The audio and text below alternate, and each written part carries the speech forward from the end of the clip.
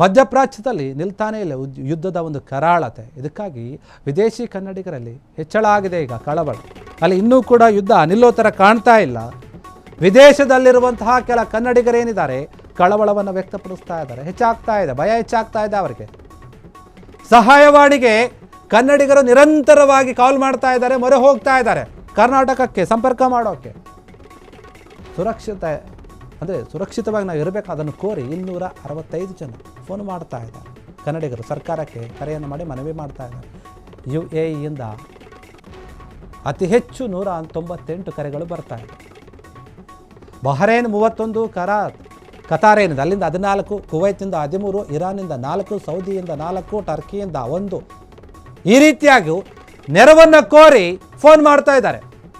ರಾಯಭಾರ ಕಚೇರಿಯೊಂದಿಗೆ ನಿರಂತರ ಸಂಪರ್ಕದಲ್ಲಿದ್ದಾರೆ. ಸಂಕಷ್ಟದಲ್ಲಿರುವವರಿಗೆ ನೆರವು ಮಾಡೋಕೆ ಸಹಾಯವಾಣಿಯನ್ನು ತೆರೆದಿದ್ದಾರೆ. ಅವರು ಪ್ರತಿಕ್ರಿಯೆ ನೀಡ್ತಾ ಇದ್ದಾರೆ, ಸಕ್ರಿಯವಾಗಿ ಮಾತನಾಡ್ತಾ ಇದ್ದಾರೆ.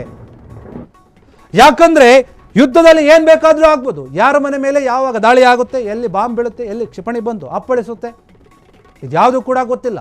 ಅಲ್ಲಿರುವಂತಹ ಕನ್ನಡಿಗರು ತುಂಬ ದೊಡ್ಡ ಆತಂಕದಲ್ಲಿದ್ದಾರೆ. ಯಾವಾಗ ಏನು ಬೇಕಾದ್ರೂ ಆಗ್ಬೋದು, ದಯವಿಟ್ಟು ನಮ್ಮನ್ನು ಇಲ್ಲಿಂದ ಕರೆಸ್ಕೊಳ್ಳಿ ವಾಪಸ್ಸು. ಯಾಕಂದರೆ ವಿಮಾನ ಸಂಚಾರ ಕೂಡ ರದ್ದು ಮಾಡಿದ್ದಾರೆ. ಹೌದು, ಏನೋ ಒಂದು ಫ್ಲೈಟ್ ಹಾಕೊಂಡು ಬಂದುಬಿಡೋಣ ಅಂತಂದರೆ ಅದು ಕೂಡ ಸಾಧ್ಯ ಇಲ್ಲ. ಎಲ್ಲ ಫ್ಲೈಟ್ಗಳನ್ನು ಕ್ಯಾನ್ಸಲ್ ಮಾಡಿ ಕೂತಿದ್ದಾರೆ. ಅದು ಯಾವಾಗ ಆರಂಭ ಆಗುತ್ತೋ ಗೊತ್ತಿಲ್ಲ. ಯುದ್ಧ ಇನ್ನೂ ಕೂಡ ಮುಗಿಯೋ ಥರ ಕಾಣ್ತಾ ಇಲ್ಲ.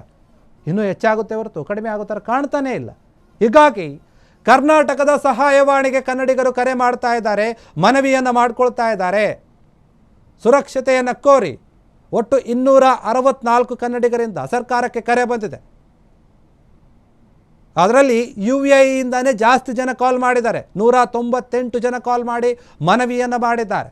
ಆನಂತರ ಬಹರೇನ್ನಿಂದ 31 ಜನ, ಕತಾರೇನಿದೆ ಆ ಕತಾರ್ನಿಂದ 14 ಜನ ಮಾಡಿದ್ದಾರೆ, ಕುವೈತ್ನಿಂದ 13 ಜನ ಕಾಲ್ ಮಾಡಿದ್ದಾರೆ, ಇರಾನ್ನಿಂದ 4 ಜನ ಮಾಡಿದ್ದಾರೆ, ಸೌದಿಯಿಂದ 4 ಜನ, ಟರ್ಕಿಯಿಂದ 1.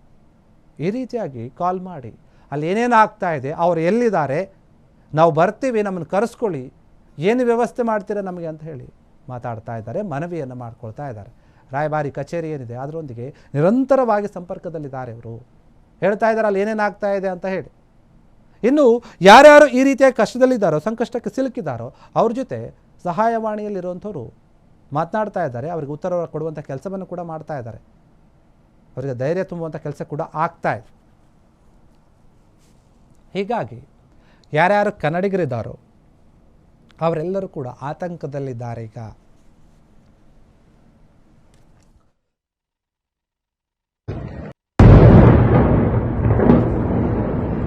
Yes, as mense, kyk hoe val die bomme hier om ons. Dis groot moeilikheid. Bid vir ons, hoor, bid vir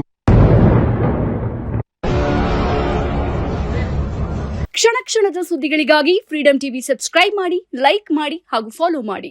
ಹೊಸ ಸುದ್ದಿಗಳ ನೋಟಿಫಿಕೇಶನ್ಗಾಗಿ ಬೆಲ್ ಐಕಾನ್ ಮೇಲೆ ಕ್ಲಿಕ್ ಮಾಡಿ.